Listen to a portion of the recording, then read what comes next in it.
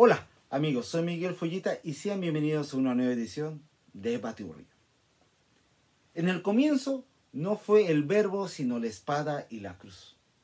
En efecto, cuando los españoles llegaron a las ignotas tierras americanas hace más de medio milenio, con toda su carga civilizadora y la alforja vacía, nunca imaginaron que su lengua iba a ser el principal vehículo de comunicación de una comunidad de más de 300 millones de personas, de diferentes nacionalidades y latitudes, y que se extiende por casi todo el continente americano.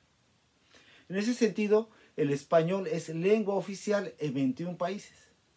Y cuando nos referimos al español, al idioma español, no nos referimos solamente a la lengua que nos legó el conquistador ibérico. No, queremos decir que es también una lengua que se nutrió del encuentro de dos mundos, enriquecida por las misturas y los contrastes.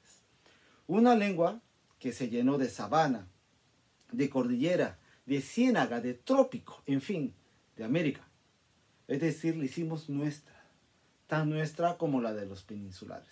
Nos pertenece a todos los que la usufructuamos y es así, ¿no? Más allá de lo exótico, de la pasajera moda o del cliché, lo que no se puede negar es que hay un interés creciente en el español en muchos países. En la actualidad, la lengua española se ha desplazado casi sin querer, es cierto, como una lenta marea lingüística a diferentes rincones del mundo, ¿no? Como producto de la sempiterna crisis económica latinoamericana que ha obligado a millones de hispanohablantes a emigrar a naciones cuyas lenguas, las más de las veces, son distintas a la española. En estos países, las comunidades de emigrantes conservan el español como primera lengua, aunque no sin entrar en conflicto con la lengua oficial. Y si bien esta última irrumpe en la primera, no logra desplazarla por completo. Donde sí lo logra es en el ámbito de los inmigrantes de corta edad o nacidos en el país huéspedes, debido a que su educación se imparte en un idioma diferente al español y cuyo espacio referencial es distinto al de los mayores. Así, lentamente se va abriendo una brecha entre las generaciones que se refleja en la falta de fluidez en la comunicación interpersonal y el desarraigo con respecto a la nación de origen. Es aquí donde quiero entrar de lleno en materia, ¿no? y hablar de mi experiencia personal, ¿no? El español en el Japón.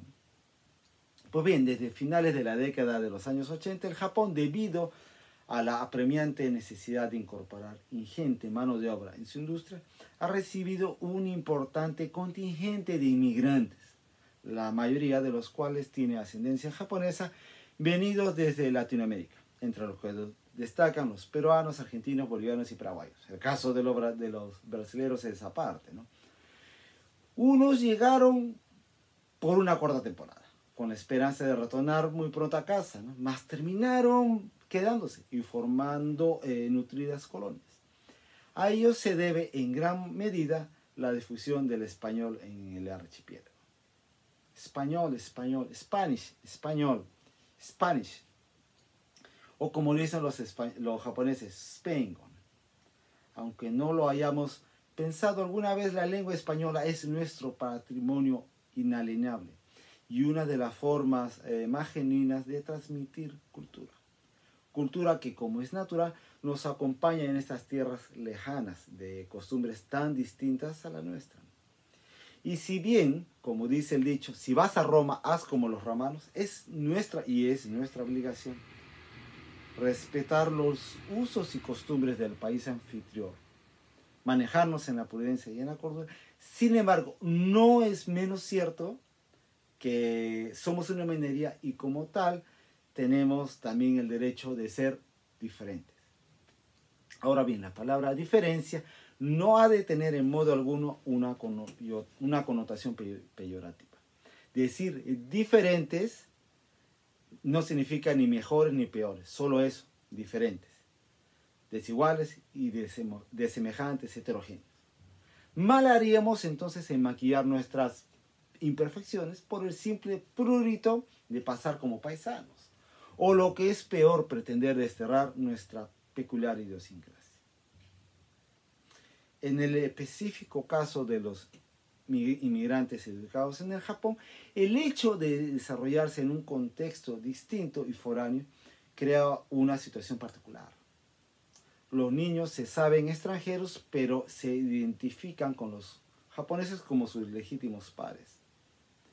Esto crea el conflicto de crecer entre dos banderas, la de la patria ultramarina y la que nos cobija, cada una de estas en las antípodas. Y anticipa desde ya el problema de la pertenencia y la búsqueda de aceptación por el grupo mayoritario. ¿Se puede colegir acaso que el hecho de ser extranjero, es decir, diferente del resto, es percibido como una desventaja o demérito? En este contexto es usual el rechazo a la lengua y a la cultura de origen y la adopción de la local, lo que puede colocar al individuo en una posición incómoda y excluyente, la negación de la identidad y su propia automarginación. Ahora bien, ¿han escuchado la frase, si no eres parte de la solución, eres parte del problema? Pues bien, la solución puede ser enfocada desde un sentido positivo, tomando como modelo las estrategias empresariales, lo que se supone que es una debilidad o desventaja, el hecho de ser extranjero, puede convertirse al final en una fortaleza o ventaja, ¿no? Ser diferente. Claro, sé que me dirán que ser diferente no es una ventaja en sí misma, ¿no?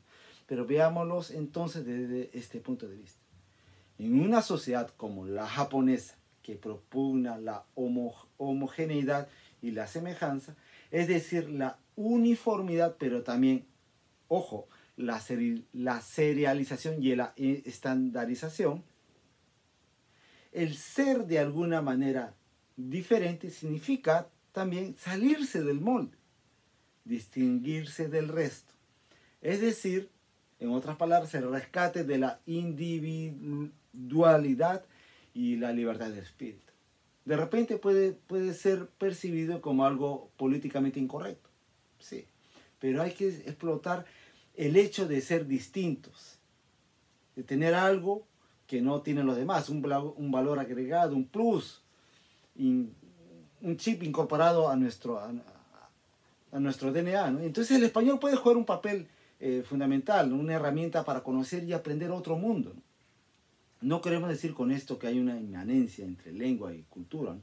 Pero sí una relación de continuidad fructífera, ¿no?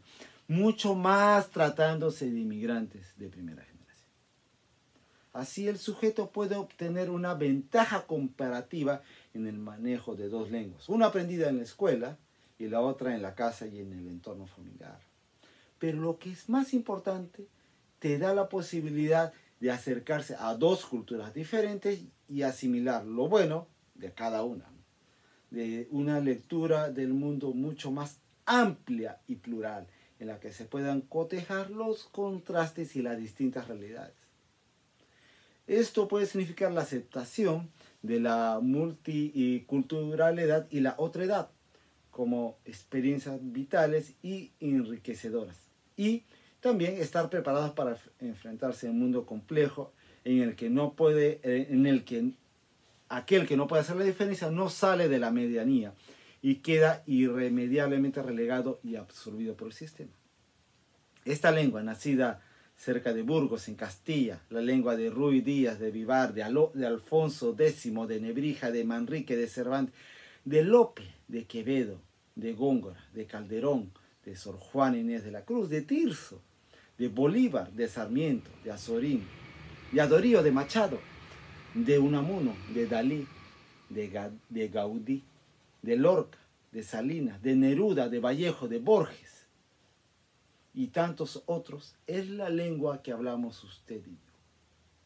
Tenemos el enorme privilegio de hablar una lengua de primera categoría, con una historia vasta y fecunda que se transforma día a día.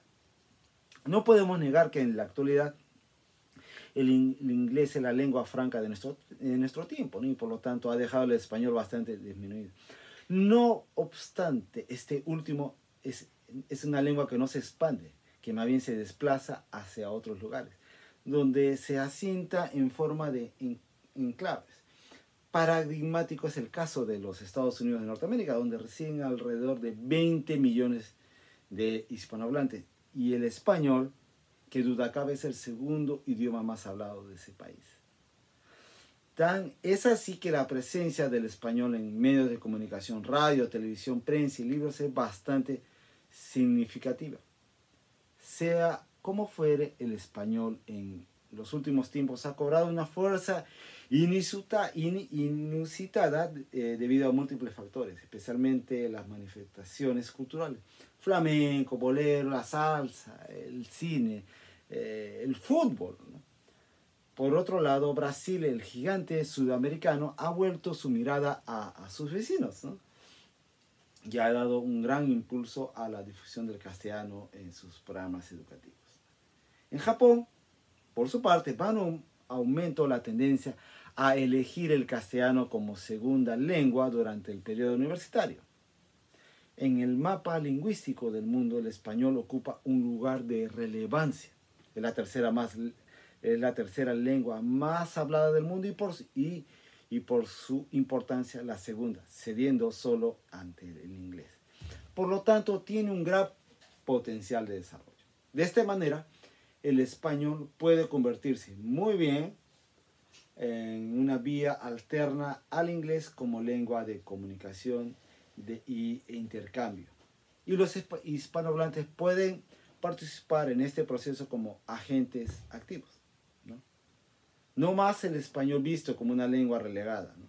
Y despertemos, pues, amigos del letargo, ¿no? Y sintámonos orgullosos de nuestro idioma. Démosle el lugar que corresponde. Total, quizá algún día el mundo hable en español. Entonces el futuro está en nuestras manos y hagamos entonces la diferencia.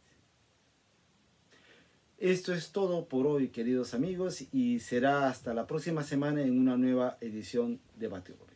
Así que ya lo saben. Nos vemos. Chao.